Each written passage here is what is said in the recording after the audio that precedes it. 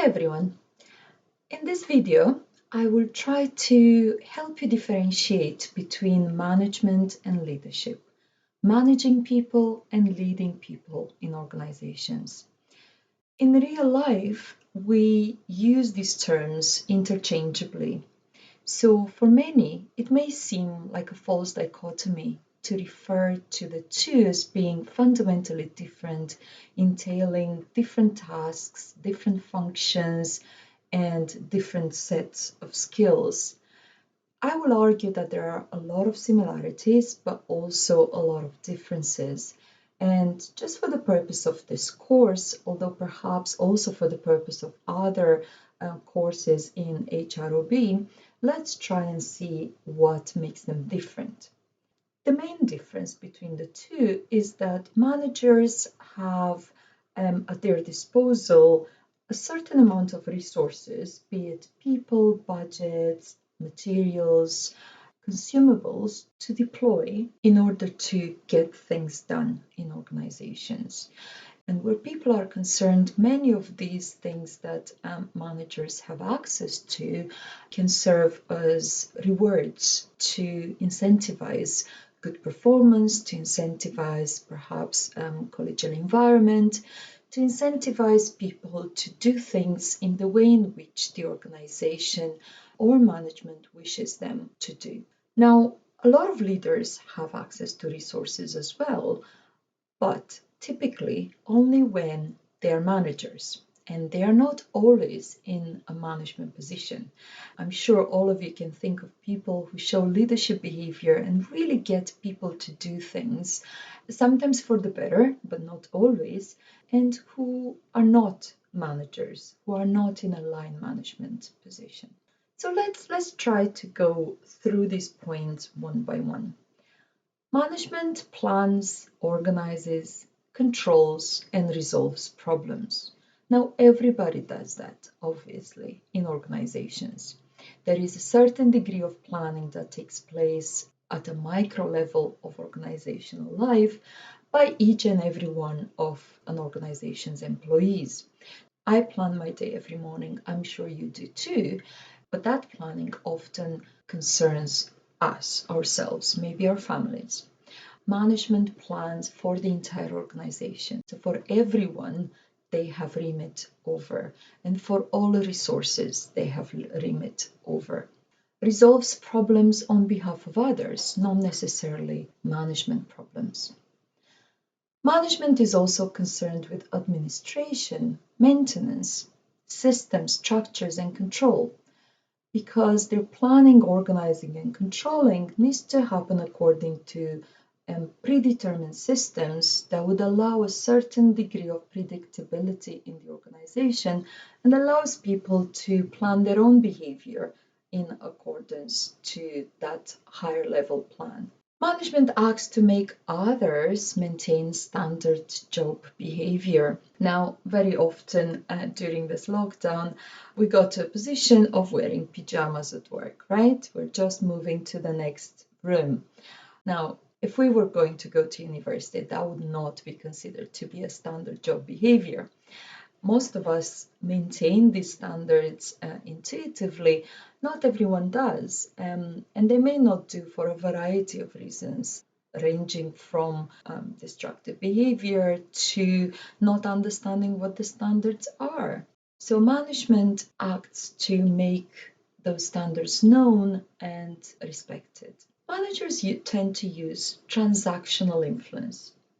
Again, I'm sending you to think to all those people that use influence over others and do so successfully, whether or not they are in management positions.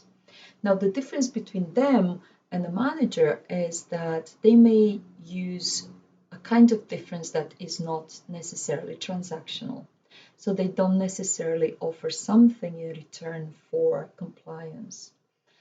Management, however, given their access to resources, budgets, materials, and so on, are able to actually offer things in exchange for compliant behavior or innovative behavior, as long as it's benefiting the organization. Finally, Management relies on control strategies to get things done by subordinates.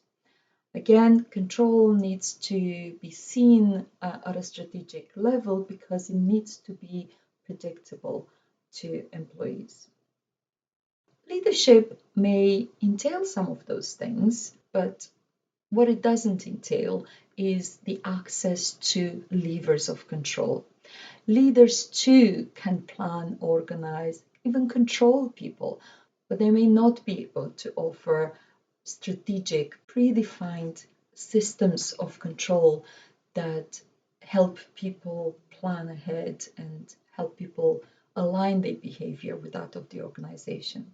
They may not also be able to offer specific things, such as benefits, such as time and lieu for particular behavior from their followers. But what leadership is very good at is aligning people to the vision of the organization, motivating people. Now, where leaders are also managers, that's where the magic really happens. But any manager relies on good leaders distributed throughout the organization, not just at the top.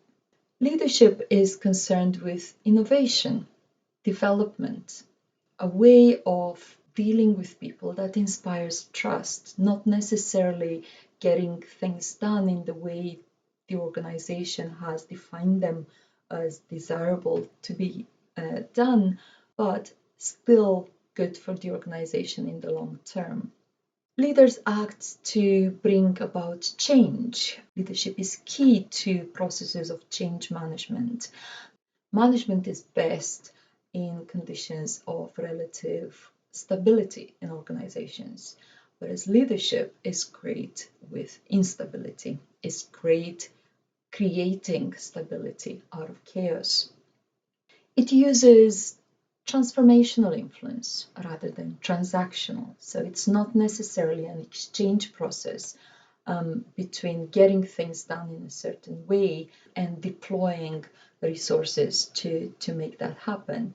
It could also be because leaders typically get things to happen by inspiring people to comply with the vision that they set for the team or the organization, or with a vision that was already set for the organization, say, for example, in strategic documents. They use empowering strategies to make followers internalize values. People often take note of values, but not necessarily behave accordingly because they haven't internalized them. Well, good leaders help that process of internalization, and that process through which people do things because they want to, because they are inspired, because they are motivated, not because they read somewhere that they should. Now, if this is relatively clear, if the differences between management and leadership are now pretty much grasped, this terrain becomes a little bit muddier when it comes to strategic leadership. Think of an organization that is as large as the University of Glasgow. The person at the top, the principal, does not get away with just being a manager. He needs to be, he or she, but in our case it's a he, needs to be a strategic leader, needs to inspire people, needs to create strategy and direct organizational resources towards the achievement of that strategy. There is a considerable amount of charisma and transformational influence that is entailed in managing a complex and very large organization like this university. Now, when we think of managers in such organizations, we typically think of operational management, and that could be referred to as managerial leadership. And those managers are charged with the creation, maintenance, and development of an infrastructure, the skeleton that allows the business operations to align well with each other and to contribute to the fulfillment of that strategy, that strategic leadership put in place. They both include leadership and they both include management, but strategic leadership is typically more present at the top of an organization that is large and complex and runs pockets of change all the time.